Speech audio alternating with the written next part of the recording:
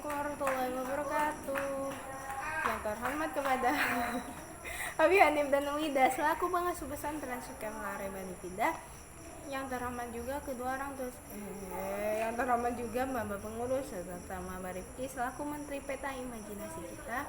Terus yang terhormat juga kedua orang tua saya yang saya cintai. Semoga di rumah saya selalu dilancarkan rezekinya, dikabulkan doanya, dikabulkan keinginannya, dan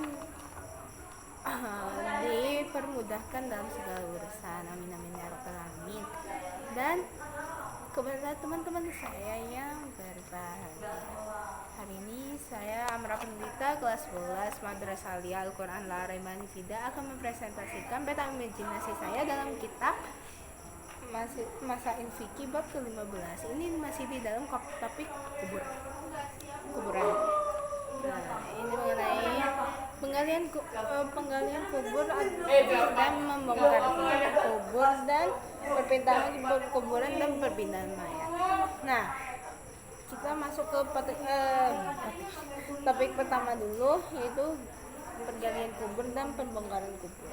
Pengertian, kalau penggalian kubur itu adalah menggali untuk kepentingan sesuatu yang tidak berkaitan dengan mayat. Nah, sedangkan membongkar itu baru berkaitan dengan mayat. Motivasi untuk melakukan. Nah, motivasi untuk melakukan penggalian itu adalah yang pertama, barang berharga jatuh di dalam kuburan. Yang kedua, memasang pipa air dan untuk saluran air. Nah, kemudian motivasi untuk melakukan pembongkaran mayat itu ada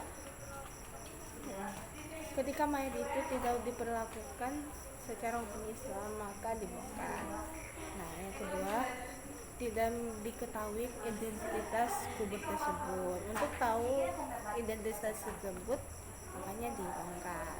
Yang ketiga, untuk penegakan hukum. Nah, hukumnya gimana? Menurut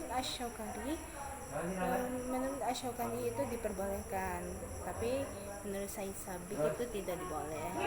Tapi apa sih tidak kalau bukan untuk darurat.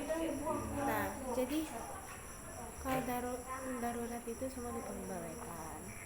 Nah, kemudian perpindahan perkuburan dan perpindahan mayat. Perpindahan perkuburan itu kayak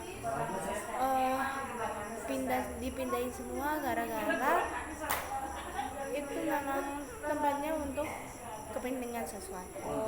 Tapi kalau perpindahan mayat itu kayak pindah mayatnya doang. Motivasi untuk melakukan perpindahan kuburan itu adalah karena tempat tersebut itu merupakan tempat yang sering terjadi bencana alam. Nah, yang kedua, di bawah kuburan itu ada kekayaan alam yang bermanfaat. Yang ketiga itu untuk sosial. Nah, kemudian motivasi untuk memindahkan mayat. Nah, yang pertama itu diwasiatkan oleh oleh mayat sebelum mati bahwa dikuburkan bareng keluarganya. Tapi kehendak lain karena darurat akhirnya dikuburkan di tempat lain. Akhirnya sama keluarganya mau dipindahkan. Yang kedua, karena keinginan keluarganya sendiri. Nah, hukumnya adalah jadi hukum perpindahan kuburan itu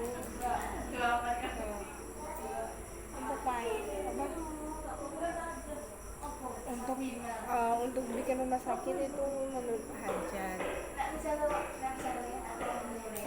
Kalau membangunkan sekolah dan itu untuk kepentingan manfaat. Yang kedua itu jalan raya untuk keutamaan.